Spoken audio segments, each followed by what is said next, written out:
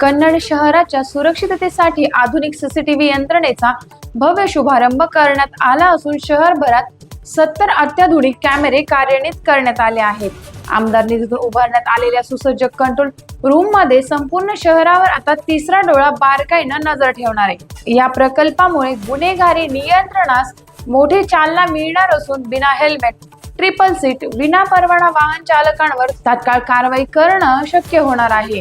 शहरातील 7 संवेदनशील भागांमध्ये विशेष निगराणी ठेवण्यात येणार असून वाहनांच्या नंबर प्लेटचे ऑटो स्कॅनिंग तंत्रज्ञान उपलब्ध असल्याने चोरी, अपघात व गुन्हे तपास अधिक गतिमान होणार आहे. सीसीटीव्ही फुटेज 84 दिवस सुरक्षित राहणार असून कॅमेऱ्यात छेडछाड झाल्यास त्वरित सायरस अलर्ट प्रणाली कार्यान्वित होईल.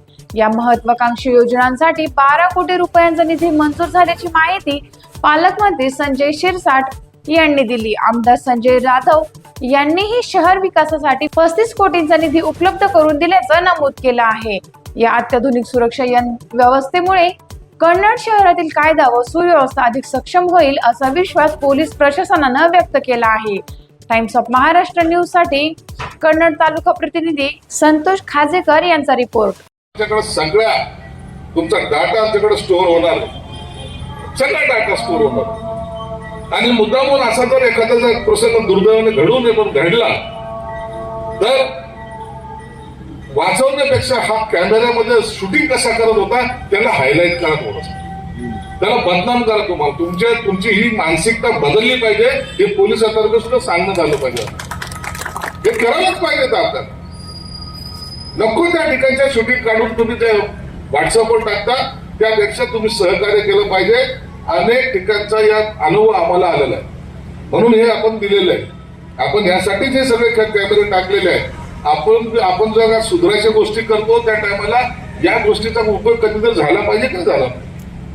आता तुम्ही कोणते इथे बसले जेवढे जर का असाल, नगराध्यक्षापासून सर्वांना सांगतो, कधी यायचं काम तुम्ही पोलीस स्टेशनला या. आधा घंटा पहिले मेरे गल्ली में क्या चल रहा था मुझे देखना है. बसा, एक 5 मिनिटं तुम्हाला सगळं रेकॉर्डिंग पाहायला मिळेल. सगळं रेकॉर्डिंग 5 मिनिटात तुम्हाला काढून देऊन टाकेल. 2 तासापूर्वी त्या गल्लीमध्ये भांडण झालं, मला असं कळालं कशामुळे भांडण झालं, कोणकोणत्या भांडणामध्ये होतं. 5 मिनिटांमध्ये तुम्हाला सगळा डाटा तुमच्या हातामध्ये मिळेल. म्हणजे आपण आता एवढं शार्प झालेलं आहे. आता जास्त शोध मोहीम गेले. पहिले जे काही गुन्हे होते ना, त्या गुन्ह्यामध्ये एक तर आपल्याकडे असे कॅमेरे नव्हते. कधीतरी कोणी एखाद्याने पाहिलं चोर कसा होतो तर त्याला पहिले बोलावं लागायचा. मग तो काळा होता का पांढरा होता, कोणता शर्ट घातला होता, गुलाबी होता पिवळा होता, मग त्याचा चेहरा कसा दिसत होता, मग ते स्केच वाल्याला आणायचं, मग तो स्केच काढणार, मग त्याला दाखवणार हाच होता. हे करण्यामध्ये 2-3 दिवस जायचे. त्याच्यानंतर एक सिस्टीम आली, आपल्याकडे डॉग आला, कुत्रा आणला. एखाद्या जर वस्तू तिथे आढळली तर कुत्र्याने वाज घ्यायचं, त्याच्या सोबत जायचं. पाणी क्रॉस झालं तर कुत्रा तिथे थांबला. आरोपी का तर म्हणे तिथं नाला मध्ये आला, त्यांनी उडी जंप मारून गेला, कुत्र्याची लिमिट संपली.